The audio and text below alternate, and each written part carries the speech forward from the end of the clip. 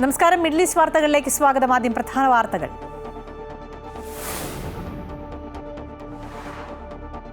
Russia Ukraine സമാധാന ചർച്ചയ്ക്ക് വീണ്ടും വേദിയൊരുക്കി സൗദി.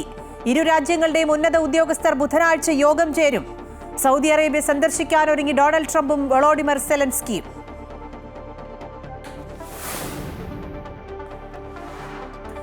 സർക്കാർ സേവനങ്ങൾ വീട്ടുപടിക്കലെത്തിക്കുന്ന സംവിധാനവുമായി ദുബായ് മുനിസിപ്പാലിറ്റി. ഹാപ്പിനെസ് വെഹിക്കിൾ എന്ന പേരിൽ പദ്ധതി ആവിഷ്കരിച്ചത് 2025 സാമൂഹിക വർഷാചരണത്തിന്റെ ഭാഗമായി.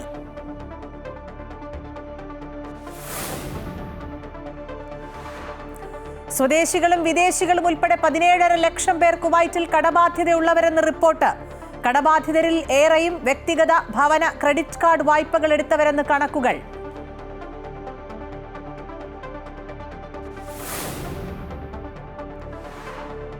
എയ്ഡ്സ് പ്രതിരോധത്തിൽ ഗൾഫ് മേഖലയിൽ കുവൈറ്റ് ഒന്നാമതെന്ന് diplomatic attache Sara al Hasawi. പ്രതികരണം ജനീവയിലെ മനുഷ്യാവകാശ കൗൺസിൽ ചർച്ചയിൽ.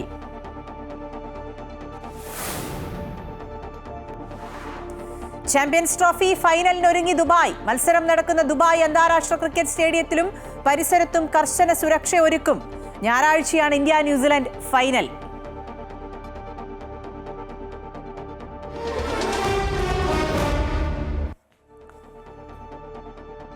വിശദമായ റിപ്പോർട്ടുകൾ നോക്കാം. റഷ്യ യുക്രൈൻ യുദ്ധം അവസാനിപ്പിക്കാനുള്ള ചർച്ചകൾക്കായി മുതിർന്ന അമേരിക്കൻ യുക്രൈൻ ഉദ്യോഗസ്ഥർ അടുത്ത ബുധനാഴ്ച സൗദി അറേബ്യയിൽ യോഗം ചേരും. വിദേശകാര്യ സെക്രട്ടറി മാർക്കോ റൂബിയോ, ദേശീയ സുരക്ഷാ ഉപദേഷ്ടാവ് മൈക്ക് വാൾസ്, പ്രസിഡന്റ് ഡൊണാൾഡ് ട്രംപിന്റെ മിഡിൽ ഈസ്റ്റ് സമാധാനത്തിനായുള്ള പ്രത്യേക ദൂതൻ സ്റ്റീവ് വിറ്റ്കോഫ് എന്നിവർ US പ്രതിനിധി സംഘത്തെ നയിക്കുമെന്നാണ് മാധ്യമ റിപ്പോർട്ടുകൾ. യുക്രൈൻ പ്രസിഡന്റ് വൊളോഡിമർ സെലൻസ്കിയുടെ മുതിർന്ന സഹായി ആൻഡ്രി എർമാർക്ക് യുക്രൈൻ പ്രതിനിധി സംഘത്തെ നയിക്കുമെന്നും റിപ്പോർട്ടുകളുണ്ട്. അമേരിക്കൻ പ്രസിഡന്റ് ഡൊണാൾഡ് ട്രംപും യുക്രൈൻ പ്രസിഡന്റ് വൊളോഡിമർ സെലൻസ്കിയും സൗദി അറേബ്യ സന്ദർശിക്കുമെന്നും പ്രഖ്യാപിച്ചു. 1.5 മാസത്തിനകമായിരിക്കും ട്രംപിന്റെ സന്ദർശനം. അടുത്ത തിങ്കളാഴ്ചയാണ് യുക്രൈൻ പ്രസിഡന്റ് സെലൻസ്കി സൗദി സന്ദർശിക്കുക. സൗദിയിൽ വെച്ച് കിരീടാവകാശി മുഹമ്മദ് ബിൻ സൽമാൻ രാജകുമാരനുമായും അമേരിക്കൻ ഉദ്യോഗസ്ഥരുമായും ചർച്ച നടത്തും. സർക്കാർ സേവനങ്ങൾ വീട്ടുപടിക്കലെത്തിക്കുന്ന സംവിധാനവുമായി ദുബായ് മുനിസിപ്പാലിറ്റി. 2025 സാമൂഹിക വർഷമായി ആചരിക്കുന്നതിന്റെ പശ്ചാത്തലത്തിലാണ് ഹാപ്പിനെസ് വെഹിക്കിൾ എന്ന പേരിൽ പദ്ധതി ആവിഷ്കരിച്ചത്. മുതിർന്ന പൗരന്മാർ, ഭിന്നശേഷിക്കാർ എന്നിവർക്ക് സർക്കാർ സേവന കേന്ദ്രങ്ങളിൽ നേരിട്ടെത്താതെ നടപടികൾ പൂർത്തിയാക്കാൻ ഈ സൗകര്യം പ്രയോജനപ്പെടുത്താം. 800-900 എന്ന ദുബായ് മുനിസിപ്പാലിറ്റി ടോൾ ഫ്രീ നമ്പറിൽ വിളിച്ച് സേവനം ബുക്ക് ചെയ്യാം. രാവിലെ 9 മുതൽ ഉച്ചയ്ക്ക് ശേഷം 2:30 വരെയാണ് ഹാപ്പിനെസ് വെഹിക്കിൾ സർവീസ് നടത്തുക. ആദ്യഘട്ടത്തിൽ മുതിർന്ന പൗരന്മാർക്ക് മാത്രം അനുവദിച്ചിരുന്ന സേവനം ഇപ്പോൾ ദുബായിലെ മുഴുവൻ താമസക്കാർക്കും ലഭ്യമാക്കിയിട്ടുണ്ടെന്ന് അധികൃതർ അറിയിച്ചു. കുവൈറ്റിൽ സ്വദേശികളും വിദേശികളും ഉൾപ്പെടെ 1.75 ദശലക്ഷം പേർ കടബാധ്യതയുള്ളവരാണെന്ന് റിപ്പോർട്ട്. ഇവരിൽ ഭൂരിഭാഗം പേരും വ്യക്തിഗത വായ്പകളോ ഭവന വായ്പകളോ അല്ലെങ്കിൽ ക്രെഡിറ്റ് കാർഡുകൾ ഉപയോഗിച്ച് വായ്പ എടുത്തവരോ ആണെന്ന് ബാങ്കിംഗ് മേഖലയിൽ നിന്ന് ലഭിച്ച സ്ഥിതിവിവര കണക്കുകൾ വ്യക്തമാക്കുന്നു. പുതിയ വായ്പകൾ അപേക്ഷിക്കുന്നതിന് മുമ്പ് തങ്ങളുടെ ക്രെഡിറ്റ് സ്കോർ പരിശോധിച്ചവരുടെ എണ്ണം 55.6% വരെ വർദ്ധിച്ചതായും റിപ്പോർട്ട് സൂചിപ്പിക്കുന്നു. ഉപഭോക്താക്കളിൽ ക്രെഡിറ്റ് സ്കോറിന്റെ പ്രാധാന്യത്തെക്കുറിച്ചുള്ള അവബോധം ഉയർന്നു വരുന്നതിന്റെ ലക്ഷണമായും ഇതിനെ വിലയിരുത്തുന്നു. 2023-24 കാലയളവിൽ ഉപഭോക്തൃ വായ്പകളും ക്രെഡിറ്റ് കാർഡുകളും ഉൾപ്പെടെയുള്ള അക്കൗണ്ടുകളിൽ 6.6%, വ്യക്തിഗത വായ്പകളിൽ 7.4% വർധനയുണ്ടായി. വാണിജ്യ വായ്പകളിലെ മൊത്തം അക്കൗണ്ടുകൾ 27.5% വർധനവും ഇതേ കാലയളവിൽ രേഖപ്പെടുത്തിയതായി സ്ഥിതിവിവര കണക്കുകൾ വ്യക്തമാക്കുന്നു. രാജ്യത്ത് വ്യക്തികളും സ്ഥാപനങ്ങളും വായ്പകളുടെ സാധ്യതകളെ കൂടുതൽ ഉപയോഗപ്പെടുത്തുന്നുവെന്ന് കാണിക്കുന്നതാണ് ഈ കണക്കുകൾ. ബാങ്കിംഗ് മേഖലയിലെ ഈ സജീവ പ്രവണത രാജ്യത്തിന്റെ സാമ്പത്തിക വളർച്ചയ്ക്ക് കൂടുതൽ ഉത്തേജനം നൽകുമെന്നാണ് വിലയിരുത്തപ്പെടുന്നത്.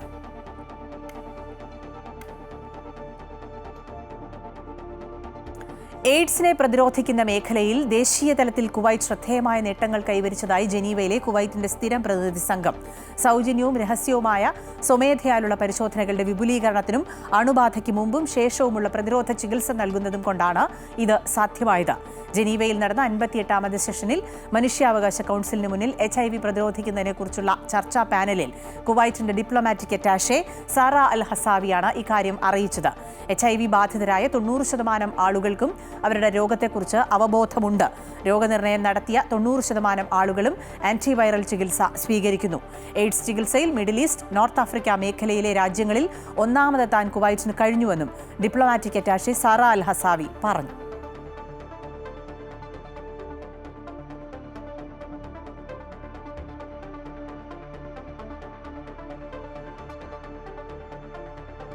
വ്യത്യസ്ത കേസുകളിൽ പിടികൂടിയ 5 ടണ്ണോളം വരുന്ന മയക്കുമരുന്നുകൾ നശിപ്പിച്ചതായി ദുബായ് പബ്ലിക് പ്രോസിക്യൂഷൻ. 287 വ്യത്യസ്ത ക്രിമിനൽ കേസുകളുടെ ഭാഗമായി പിടിച്ചെടുത്തവയാണ് ഇതെന്നും അധികൃതർ വ്യക്തമാക്കി. പ്രാദേശിക അന്താരാഷ്ട്ര നിയമങ്ങൾ പാലിച്ചുകൊണ്ട് പരിസ്ഥിതിക്കും പൊതുജനങ്ങൾക്കും ഹാനികരമാകാത്ത രീതിയിലാണ് ഇവ നശിപ്പിച്ചത്. വിവിധ വിഭാഗങ്ങളിലായി ചേർന്നാണ് മയക്കുമരുന്ന് കടത്തലും വിപണനവും പ്രതിരോധിക്കുന്നത്. പിടിച്ചെടുത്ത മയക്കുമരുന്ന് Dubai police, Emirates global aluminium എന്നിവ ഉൾപ്പെടെയുള്ളവരുടെ സഹകരണത്തോടെയാണ് നശിപ്പിച്ചത്. മയക്കുമരുന്നുകൾക്കെതിരായ ദുബായിയുടെ ശക്തമായ നിലപാടിന്റെയും സമൂഹത്തിന് ദോഷം ചെയ്യുന്ന വസ്തുക്കൾ നീക്കം ചെയ്തുകൊണ്ട് പൊതുജനങ്ങളുടെ ക്ഷേമം വർദ്ധിപ്പിക്കുന്നതിനുമുള്ള നിരന്തരമായ ശ്രമങ്ങളുടെയും ഭാഗമായാണ് പിടിച്ചെടുത്ത മയക്കുമരുന്നുകൾ നശിപ്പിച്ചത്.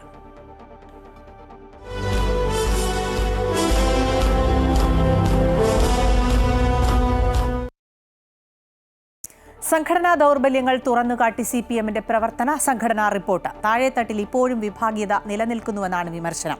രണ്ടാം പിണറായി സർക്കാരിലെ മന്ത്രിമാർ പ്രതീക്ഷയ്ക്കൊത്ത് ഉയർന്നില്ല എന്നും മാധ്യമങ്ങളും പ്രതിപക്ഷവും കൂട്ടായി ആക്രമിച്ചപ്പോൾ മുഖ്യമന്ത്രിക്ക് പ്രതിരോധം തീർത്തില്ലെന്നും വിമർശനമുണ്ട്.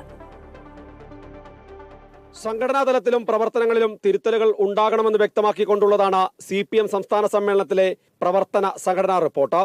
മുൻകാലങ്ങളിൽ നിന്ന് വ്യത്യസ്തമായി വിഭാഗീയത അവസാനിച്ചുവെന്ന് നേതാക്കൾ അവകാശപ്പെടുമ്പോഴാണ് ഒരു കൂട്ടം നേതാക്കൾക്കിടയിൽ വിഭാഗീയത ഉണ്ടെന്ന റിപ്പോർട്ടിൽ പറയുന്നത്. പ്രാദേശികമായി ഉണ്ടാകുന്ന പ്രശ്നങ്ങൾ ഇതിന്റെ ഭാഗമാണെന്നും റിപ്പോർട്ട് ചൂണ്ടിക്കാട്ടുന്നു. മുഖ്യമന്ത്രിയുടെ പ്രവർത്തനം മികച്ചതാണെങ്കിലും രണ്ടാം പിണറായി സർക്കാരിലെ മന്ത്രിമാർ പ്രതീക്ഷിച്ച നിലവാരത്തിലേക്ക് എത്തിയില്ല എന്നുള്ളതാണ് മറ്റൊരു വിമർശനം. മുഖ്യമന്ത്രിയെ മാധ്യമങ്ങളും പ്രതിപക്ഷവും വളഞ്ഞിട്ടാക്രമിച്ചു. ഈ സമയത്ത് മന്ത്രിമാർക്ക് പ്രതിരോധം തീർക്കാനായില്ല എന്ന വിമർശനവും പ്രവർത്തന റിപ്പോർട്ടിലുണ്ട്. കൊട്ടേഷൻ, റിയൽ എസ്റ്റേറ്റ് സംഘങ്ങളുമായി പ്രവർത്തകർക്കുള്ള ബന്ധം ഒഴിവാക്കണമെന്ന് പ്ലീനത്തിന്റെ ഭാഗമായി നിർദ്ദേശമുണ്ടായിരുന്നുവെങ്കിലും ഇപ്പോഴും ചിലയിടങ്ങളിൽ അത് നിലനിൽക്കുന്നു. പൂർണ്ണമായും ഇത്തരം സംഘങ്ങളിൽ നിന്ന് പാർട്ടി പ്രവർത്തകരും നേതാക്കളും മാറി നിൽക്കണമെന്ന റിപ്പോർട്ടിൽ നിർദ്ദേശമുണ്ട്. പാർട്ടി അക്കൗണ്ടുകൾ കൃത്യമായി കൈകാര്യം ചെയ്യുന്നതിൽ വീഴ്ചയുണ്ടാവുന്നുണ്ട്.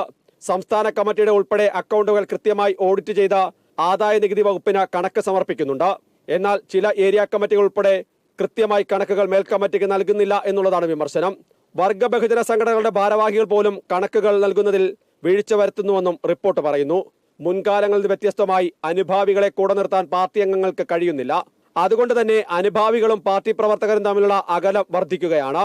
അനുഭാവികളെ കൂടെ നിർത്താനുള്ള പ്രവർത്തനങ്ങൾ ഉണ്ടാവണമെന്നും സംസ്ഥാന സെക്രട്ടറി അവതരിപ്പിച്ച റിപ്പോർട്ടിൽ വ്യക്തമാക്കുന്നു. ഏതായാലും സംഘടനാ തലത്തിൽ ഉൾപ്പെടെ അടിമുടി തിരുത്തലുകൾ ഉണ്ടാവണമെന്ന നിർദ്ദേശമാണ് റിപ്പോർട്ടിലാകെ പറയുന്നത്. അമൃത ന്യൂസ്, കൊല്ലം. അധിക വിഭവ സമാഹരണം ലക്ഷ്യമിട്ട് നയങ്ങളിൽ പ്രകടമായ മാറ്റം വരുത്തി CPMന്റെ വികസന നയരേഖ. സെസ് ചുമത്തുന്ന കാര്യം വിശദമായി ചർച്ച ചെയ്ത് തീരുമാനിക്കും. പൊതുമേഖലയിൽ സ്വകാര്യ മൂലധന നിക്ഷേപങ്ങൾക്ക് വഴി തുറക്കും. അതേസമയം ജനങ്ങളുടെ താൽപര്യത്തിന് വിരുദ്ധമായ ഒന്നും വികസന നയരേഖയിൽ ഉണ്ടാകില്ല എന്ന് സംസ്ഥാന സെക്രട്ടറി ഉറപ്പു നൽകും. നവകേരളത്തെ നയിക്കാൻ പുതുവഴികൾ തേടുമ്പോൾ CPM പ്രഖ്യാപിത നയങ്ങളിൽ കാതലായ മാറ്റം വരുത്തുകയാണ്. മുഖ്യമന്ത്രി അവതരിപ്പിച്ച വികസന നയരേഖ സമ്മേളനത്തിന്റെ മുഖ്യ വിഷയമായി മാറുന്നതും അതുകൊണ്ട് തന്നെ. വികസനത്തിന്റെ കേരള മോഡൽ നടപ്പാക്കണമെങ്കിൽ ആഭ്യന്തര വിഭവ സമാഹരണം വലിയ തോതിൽ ഉണ്ടായേ മതിയാകൂ. അതിനായി എല്ലാ മാറ്റവും CPM ഉൾക്കൊണ്ടുകഴിഞ്ഞു. പൊതുമേഖലയിൽ സ്വകാര്യ മൂലധന നിക്ഷേപത്തിന് വഴിയൊരുക്കും. നഷ്ടത്തിലായ പൊതുമേഖലാ സ്ഥാപനങ്ങളിൽ PPP മാതൃകയിൽ സ്വകാര്യ പങ്കാളിത്തം വരുത്തുന്നതിൽ വൈരുദ്ധ്യമില്ല എന്ന് പാർട്ടി സെക്രട്ടറി വിശദീകരിക്കുന്നു. വരുമാനത്തിന്റെ അടിസ്ഥാനത്തിൽ ഫീസ് ഈടാക്കുന്നതിനെ കുറിച്ച് ആലോചനയുണ്ട്. അതേസമയം സെസ് നടപ്പാക്കുന്നതിൽ വിശദമായ പരിശോധനയും ചർച്ചയും ഉണ്ടാകുമെന്ന് സംസ്ഥാന സെക്രട്ടറി വ്യക്തമാക്കി. സെസ്സുകൾ ചുമത്തുന്നതിനുള്ള സാധ്യതകൾ പരിശോധിക്കണമെന്ന കാര്യമാണ് ഇപ്പോൾ പറയുന്നത്. അതാണ് നേരത്തെ ടോൾ ഉൾപ്പെടെയുള്ള കാര്യങ്ങളുമായി ബന്ധപ്പെട്ട് വലിയ ചർച്ച സംഘടിപ്പിച്ചു. ദരിദ്ര ജനവിഭാഗങ്ങൾക്ക് നൽകുന്ന എല്ലാ ആനുകൂല്യങ്ങളും സമ്പന്ന വിഭാഗങ്ങൾക്കും നൽകേണ്ടതുണ്ടോ എന്ന ചോദ്യമാണ് ഞങ്ങൾ അടിസ്ഥാനപരമായിട്ട് ഉന്നയിക്കുന്നത്. ഞങ്ങളെ സംബന്ധിച്ച് വർഗപരമായ കാഴ്ചപ്പാട് ദരിദ്ര ജനവിഭാഗങ്ങൾക്ക് കൂടുതൽ ഊന്നൽ നൽകുക എന്നത് തന്നെയാണ്. വരുമാനത്തിനനുസരിച്ച് പ്രത്യേക വിഭാഗങ്ങളിലേക്ക് ഫീസ് ഈടാക്കുന്നതിനുള്ള സാധ്യതയെക്കുറിച്ചും ആലോചിക്കണമെന്ന് രേഖ പറയുന്നുണ്ട്. അപ്പോൾ സർക്കാർ നൽകുന്ന സേവനങ്ങൾക്ക് ഈ വരുമാനത്തിന്റെ അടിസ്ഥാനത്തിൽ വ്യത്യസ്ത ചാർജുകൾ ഈടാക്കാനുള്ള സാധ്യത പരിശോധിക്കുന്നത് അത് ഇപ്പോൾ നമ്മൾ നടത്തിക്കൊണ്ടിരിക്കുന്ന ഒരു കാര്യമാണ്. അതിൻ്റെ ഒപ്പം തന്നെ അത് വിവരപ്പെടുത്തുക എന്നുള്ളതാണ് ഉദ്ദേശിക്കുന്നത്. എല്ലാ വശങ്ങളും പരിശോധിച്ച ശേഷം മാത്രമായിരിക്കും ഇത്തരം കാര്യങ്ങളിൽ അന്തിമ തീരുമാനമെടുക്കുക. വികസന നയരേഖ ജനങ്ങളുടെ താൽപര്യത്തിന് വിരുദ്ധമാണെന്ന വിമർശനവും ആരോപണവും തള്ളുകയാണ് CPM. ജനദ്രോഹപരമായ നിർദ്ദേശങ്ങൾ ഉണ്ടാകില്ല എന്നും ഉറപ്പു നൽകുന്നു. ശനിയാഴ്ചയാണ് ഇതിന്മേൽ വിശദമായ ചർച്ച നടക്കുക. പ്രഖ്യാപിത നയങ്ങളിൽ പ്രകടമായ മാറ്റം വരുത്തി വികസന രേഖയുമായി CPM മുന്നോട്ടു പോകുമ്പോൾ ലക്ഷ്യം നേടാനാകുമോ എന്നാണ് ഇനി അറിയേണ്ടത്. സമ്മേളന നഗരിയിൽ നിന്നും അൻഫിലി ഡിസൂസ, അമൃത ന്യൂസ്. CPM-ന് കൊല്ലം കോർപ്പറേഷൻ പിഴ ചുമത്തി. സംസ്ഥാന സമ്മേളനത്തിന്റെ ഭാഗമായി കൊല്ലം നഗരത്തിൽ കൊടികളും ഫ്ലെക്സും സ്ഥാപിച്ചതിനാണ് പിഴ ചുമത്തിയത്.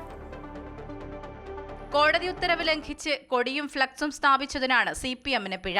CPM സംസ്ഥാന സമ്മേളനത്തിനായി കൊല്ലം നഗരത്തിൽ വ്യാപകമായി കൊടിതോരണം കെട്ടിയതിനും ബോർഡുകൾ സ്ഥാപിച്ചതിനുമാണ് നഗരസഭ CPM-ന് പിഴ ചുമത്തിയത്.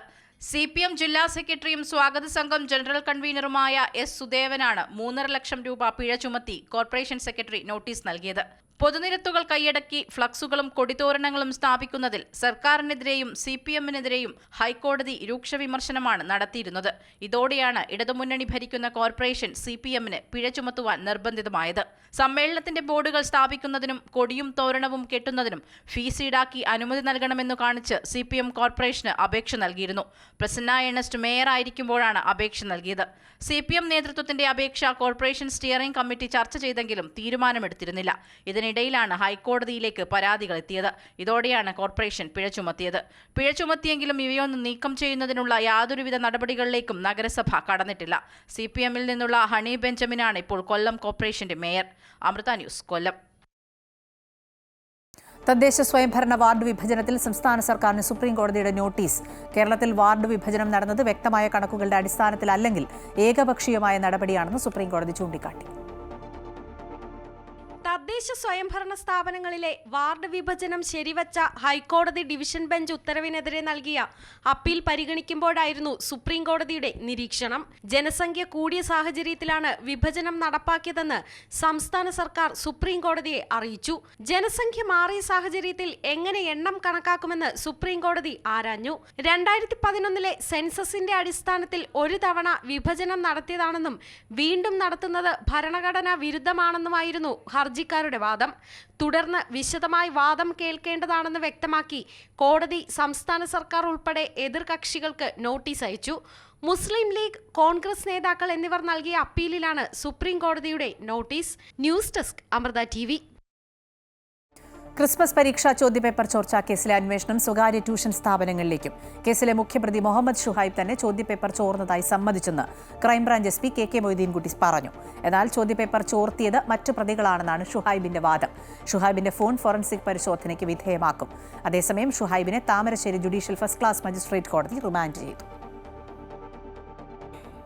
ചോദ്യപേപ്പർ ചോർച്ചാ കേസിൽ MS സൊല്യൂഷൻസ് കൂടാതെ മറ്റ് സ്വകാര്യ ട്യൂഷൻ സ്ഥാപനങ്ങളെ കൂടി അന്വേഷണ പരിധിയിൽ കൊണ്ടുവരാനാണ് ക്രൈംബ്രാഞ്ച് സംഘത്തിന്റെ നീക്കം. കേസിലെ മുഖ്യപ്രതി MS solutions CEO Muhammad Shuhaib ചോദ്യം ചോർന്നെന്ന് സമ്മതിക്കുമ്പോഴും ഇതിന് പിന്നിൽ മറ്റു പ്രതികളാണെന്ന് ആവർത്തിക്കുകയാണ്.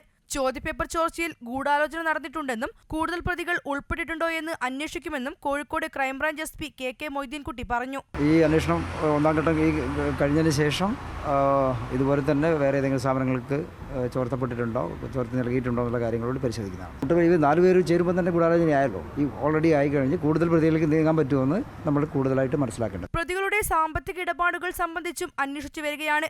അതേസമയം ഷുഹൈബിന്റെ ഫോണിലെ പല വിവരങ്ങളും ഡിലീറ്റ് ചെയ്തതായി അന്വേഷണ സംഘം കണ്ടെത്തി. ഇതേ തുടർന്ന് ഫോൺ ഫോറൻസിക് പരിശോധനയ്ക്ക് അയക്കും. കേസിലെ 4ാം പ്രതിയായ സ്കൂൾ പിയൂൺ അബ്ദുൾ നാസറിനെ കസ്റ്റഡിയിൽ ആവശ്യപ്പെട്ട് ക്രൈംബ്രാഞ്ച് അപേക്ഷ നൽകിയിട്ടുണ്ട്. കേസിലെ 2ഉം 3ഉം പ്രതികളായ MS സൊല്യൂഷൻസിലെ അധ്യാപകർ ഫഹദ്, ജിഷ്ണു എന്നിവർക്ക് കഴിഞ്ഞ ദിവസം കോടതി ജാമ്യം നൽകിയിരുന്നു. അമൃത ന്യൂസ്, കോഴിക്കോട്. കുവൈറ്റിൽ ഹൃദയസ്തംഭനം സംഭവിച്ച 3 വയസ്സുകാരിക്ക് പുതുജീവൻ. കുവൈറ്റ് ചെസ്റ്റ് ഡിസീസ് ആശുപത്രിയിലെ ഡോക്ടർമാരും നഴ്സുമാരും ഉൾപ്പെടുന്ന മെഡിക്കൽ സംഘമാണ് അഭിമാനകരമായ നേട്ടം കൈവരിച്ചത്. ഹൃദയപേശികളിലെ ഗുരുതര അണുബാധയും അസാധാരണമായ ഹൃദയമിടിപ്പും ഉണ്ടായതിനെ തുടർന്ന് ഹൃദയസ്പന്ദനം പെട്ടെന്ന് നിലച്ചുപോയ അവസ്ഥയിലാണ് 3 വയസ്സുകാരിയെ ചെസ്റ്റ് ഡിസീസ് ആശുപത്രിയിൽ പ്രവേശിപ്പിച്ചത്.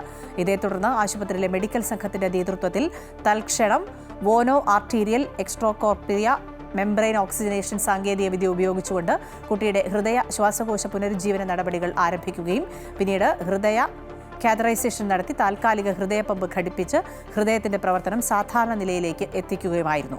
ഹൃദയമിടിപ്പ് പുനഃസ്ഥാപിച്ച ശേഷമുള്ള തുടർ ചികിത്സയിൽ കുട്ടിയുടെ ആരോഗ്യനില മെച്ചപ്പെട്ടു. 8 ദിവസത്തെ സൂക്ഷ്മ പരിചരണത്തിന് ശേഷം കുട്ടിയെ ആശുപത്രിയിൽ നിന്നും ഡിസ്ചാർജ് ചെയ്യാൻ സാധിക്കുകയും ചെയ്തതായി ആശുപത്രിയിലെ ഹൃദ്രോഗ വിദഗ്ധൻ doctor Abdul Aziz al Asaimi അറിയിച്ചു. 42ാമത് റംദാൻ നൈറ്റ്സ് പ്രദർശന വിൽപ്പന മേളയ്ക്ക് ഷാർജയിൽ തുടക്കമായി. Sharjah chamber of commerce and ഇൻഡസ്ട്രിയുടെ ഷാർജ എക്സ്പോ സെന്ററിന്റെയും chairman Abdullah Sultan al Owais exhibition ഉദ്ഘാടനം ചെയ്തു.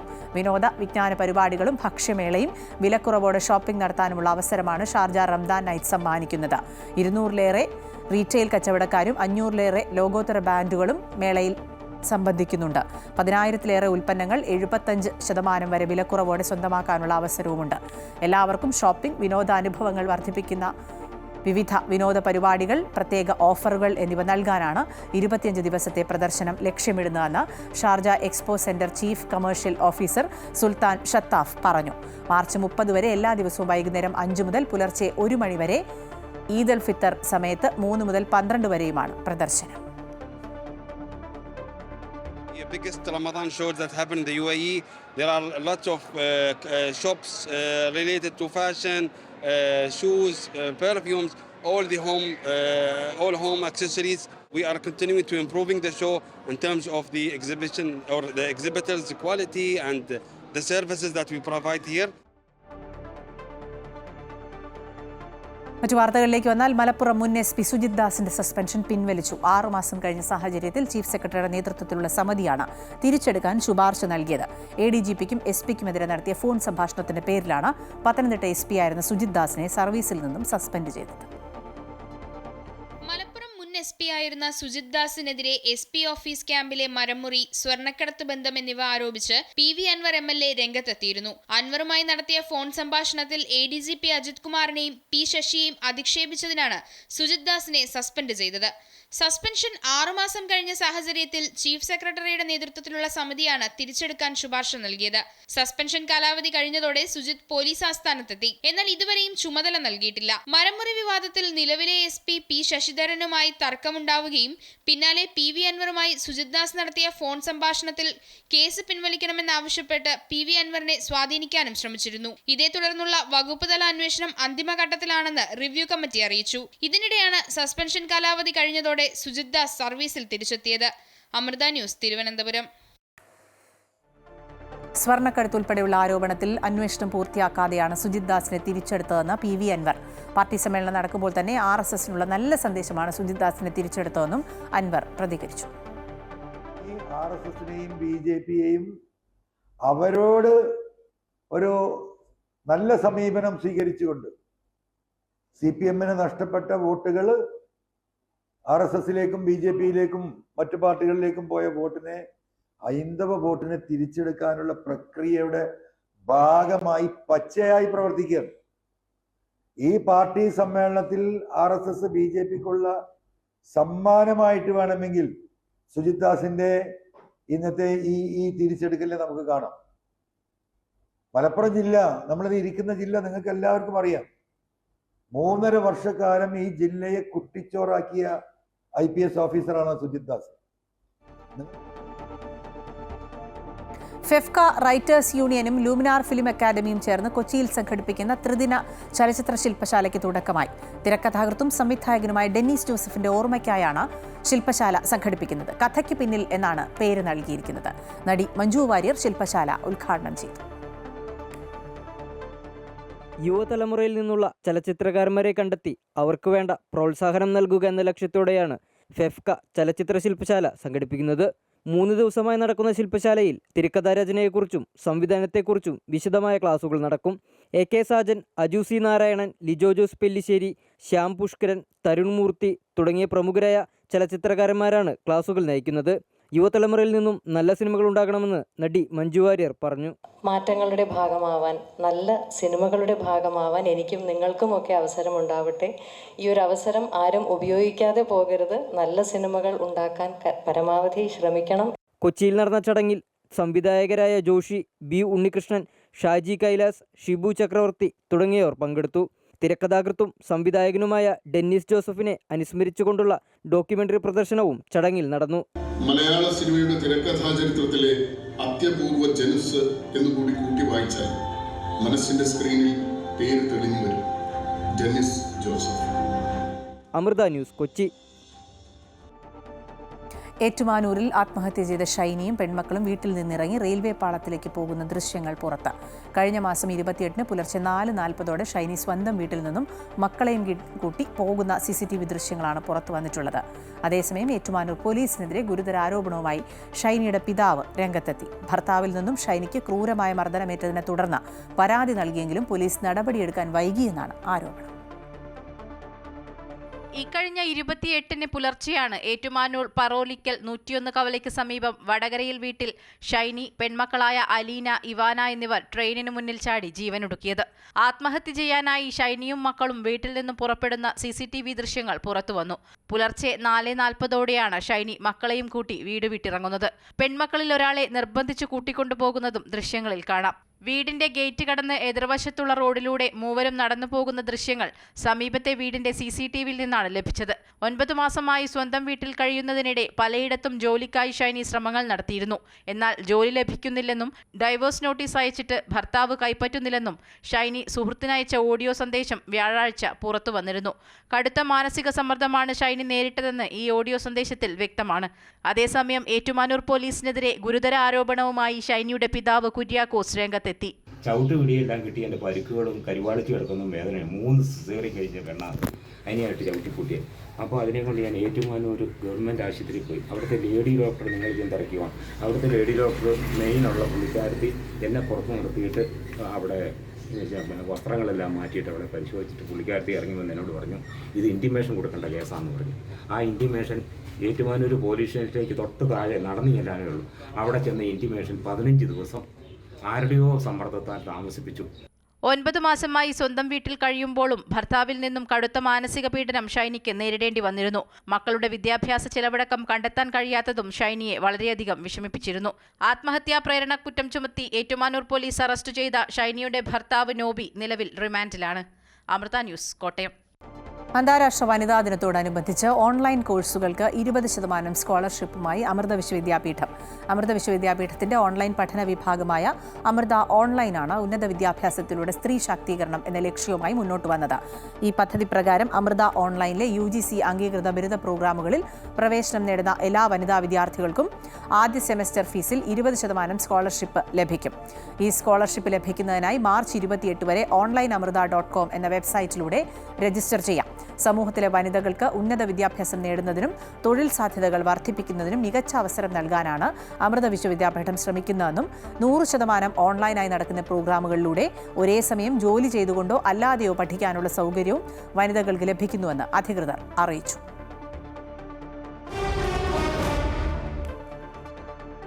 ഞായറാഴ്ച നടക്കുന്ന ICC ചാമ്പ്യൻസ് ട്രോഫി ഫൈനൽ മത്സരത്തിനുള്ള സുരക്ഷാ ക്രമീകരണങ്ങൾ വിലയിരുത്തി ദുബായ് ഇവന്റ് സെക്യൂരിറ്റി കമ്മിറ്റി.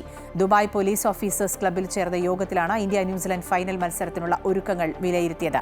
മത്സരം സുഗമമായി നടത്താനുള്ള തയ്യാറെടുപ്പുകളും കളിക്കാർക്കും കാണികൾക്കുമുള്ള സുരക്ഷാ ക്രമീകരണങ്ങളും യോഗം വിശദമായി ചർച്ച ചെയ്തു. Dubai event security committee operations affairs assistant commandant major general Abdullah Ali al Khaithi യോഗത്തിൽ അധ്യക്ഷത വഹിച്ചു. ഫൈനൽ മത്സരം നടക്കുന്ന ദുബായ് അന്താരാഷ്ട്ര ക്രിക്കറ്റ് സ്റ്റേഡിയത്തിലും പരിസരത്തും കർശന സുരക്ഷാ ക്രമീകരണങ്ങൾ ഒരുക്കാൻ യോഗം തീരുമാനിച്ചു. ഇന്ത്യയുടെയും ന്യൂസിലാൻഡിന്റെയും ആരാധകരെ കൊണ്ട് നിറയുന്ന സ്റ്റേഡിയത്തിലാകും ഞായറാഴ്ച ഇരു ടീമുകളും ഏറ്റുമുട്ടുക. അണ്ടർ-23 വനിതാ ഏകദിന ചാമ്പ്യൻഷിപ്പിൽ ഹരിയാനയെ തോൽപ്പിച്ചു കേരളം. 24 റൺസിനായിരുന്നു കേരളത്തിന്റെ ജയം. ആദ്യം ബാറ്റ് ചെയ്ത കേരളം 49.4 ഓവറിൽ 209 റൺസിന് പുറത്തായി. മറുപടി ബാറ്റിംഗിനിറങ്ങിയ ഹരിയാന 185 റൺസിന് ഓൾ ഔട്ട് ആവുകയായിരുന്നു. മിഡിൽ ഈസ്റ്റ് വാർത്തകൾ പൂർണ്ണമാകുന്നു. നമസ്കാരം.